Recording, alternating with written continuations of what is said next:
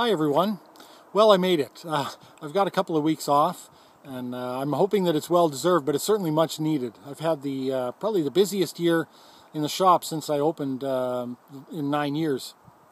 So I'm really I've run myself ragged this summer, and so I'm looking forward to some time off. This is prime motorcycling weather. The sun is still out, it's beautiful, but the oppressive heat of the middle of summer has died down a bit, and I love the angle of the sun in the fall. It makes for some great photography, so really looking forward to that. I've already made another video, which I'm going to upload later. It might be a little controversial, so I thought I would burn this one up first and upload this before I start a wave of unsubscribing on my channel.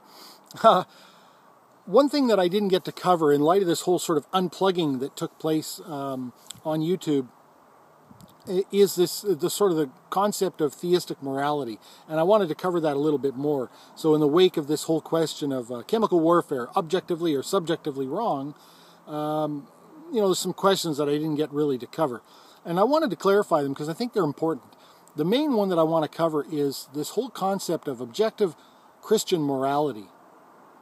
And it kind of gets glossed over because they go on the attack. They'll say, well, we have an objective moral standard. We have a moral authority. And you don't. As atheists, you have moral relativism, and that causes problems, because maybe rape is right for someone else. And a lot of times when an atheist is sort of cornered with this argumentation, they won't come out and say, raping babies for fun and profit is always wrong. And so that allows, the theist to sort of dance and declare victory. If the atheist were to come out and say, well, no, raping babies for fun is always wrong, then they're going to be asked how they account for it. And if they can't account for it, then of course the theist is going to, do a song and dance, happy dance, and say, well, therefore God, which of course is an erroneous conclusion. It's not an either-or question, but it does, I think, pose some problems. The point that I wanted to make is that I don't think there's such thing as objective Christian morality in the first place. So, they're arguing for something that doesn't exist.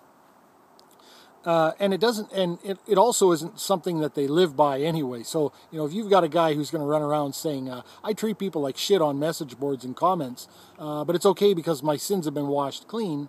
As I said in my previous videos about the chemical warfare issue, if you're going to say that, well, the brutal dictator could make the same plea, right? Well, I killed a bunch of people, but hey, I'm a completely flawed, sinful being, so, what do you expect, right? I'm just a piece of junk, and that's why I need a redeemer.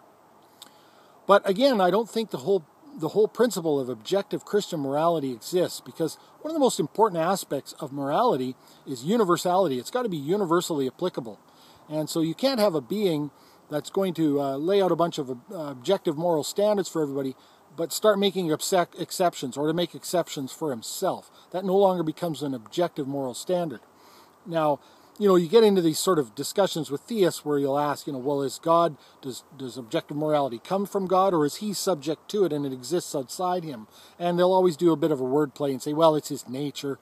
I don't think any of that actually matters that much, because I would go a step further yet and say that I don't think Christian morality is actually even subjective. Now, that argument gets made that it's subject to the whim or will of God. But again, if morality is subjective, and I, as the subject, I have my set of moral standards, again, I can't start making exceptions for any other people out there and call it a moral standard, because it has to be universally applicable. And I certainly can't make an exception for myself, because then really these form dictates. They're not moral standards anymore. And so I think that's what's going on here. God is not subject to the same moral laws as we are.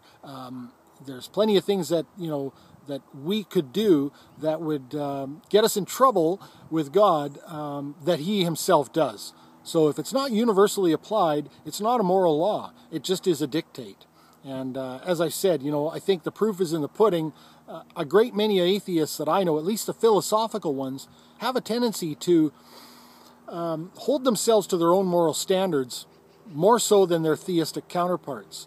And I think that's because they have to look in the mirror and they hold themselves accountable, and they don't have some sort of a redeemer to sort of make it okay at the end of the day. And so I think that's where that comes from. And I think as soon as you've got this whole sort of redeemer concept, it opens the door to not necessarily holding yourself to the moral principles that you say are so important to you. So that's it for today. I'm going to go for a bike ride, and I'll upload the other more controversial video maybe tomorrow. Thanks, as usual, for watching.